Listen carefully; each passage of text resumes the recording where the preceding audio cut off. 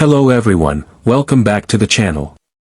Today we are talking about one of the most anticipated political meetings of recent times, the summit between former US President Donald Trump and Russian President Vladimir Putin.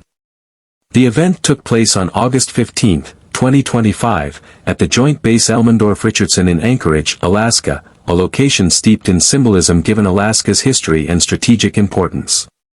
The setting itself projected a sense of power and formality, with tightly controlled access, military presence, and an atmosphere of anticipation both inside and outside the venue. Protests lined some nearby streets, showing that while the meeting drew attention for its diplomatic potential, it also stirred skepticism and concern. Inside, the meeting structure was straightforward but significant. The two leaders began with a private one-on-one conversation before expanding the talks to include their respective delegations. The meeting concluded with a joint press conference, where both men spoke about the main issues discussed. Although brief in format, the interior dynamics of the discussion were crucial, with each leader using the limited time to present his position clearly while reading the other's intentions.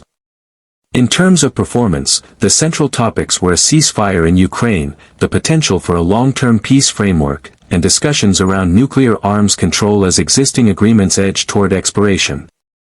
Trump pushed the idea of securing Ukraine's safety through guarantees outside NATO's framework, suggesting that territorial arrangements could be considered if Ukraine agreed.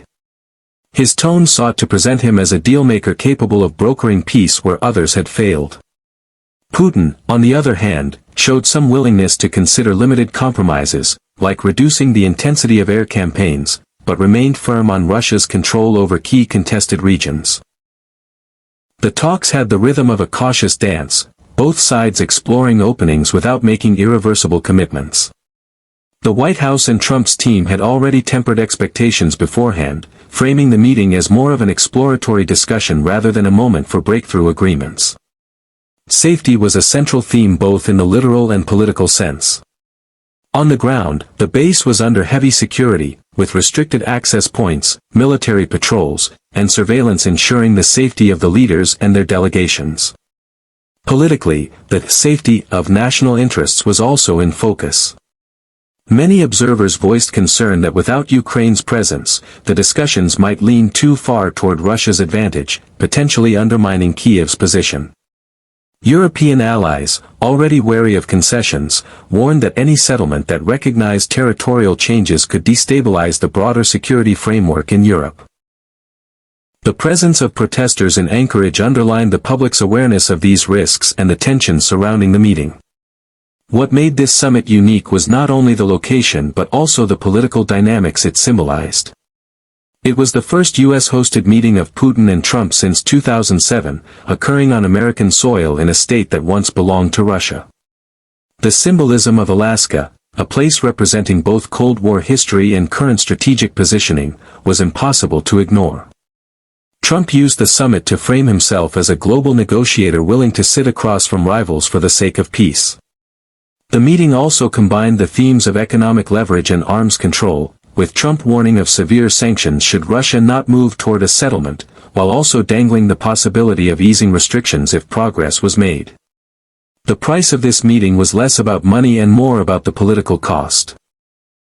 Ukraine's exclusion from the talks drew sharp criticism from European capitals, with leaders like Emmanuel Macron and Keir Starmer expressing doubts about any deal that did not directly involve Kiev.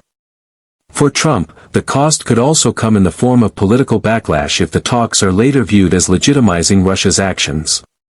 For Putin, the risk was that any sign of compromise could be interpreted as weakness at home.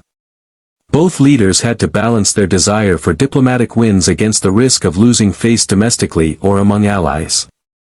In the end, the meeting did not produce a signed agreement or a major shift in the war's trajectory, but it did serve as a high-profile opportunity for both men to project their political narratives. Trump emerged emphasizing his willingness to negotiate directly with adversaries, while Putin presented himself as open to dialogue but unwilling to abandon key objectives. The summit highlighted the difficulty of achieving lasting peace in a conflict as complex as the war in Ukraine. It was a reminder that diplomacy often moves slowly, shaped by symbolism, strategic calculation, and the careful testing of boundaries. Whether this meeting will be remembered as the start of a genuine peace process or as a political performance will depend on what follows in the months ahead. For now, it stands as a significant but cautious step in a long and uncertain journey toward resolution.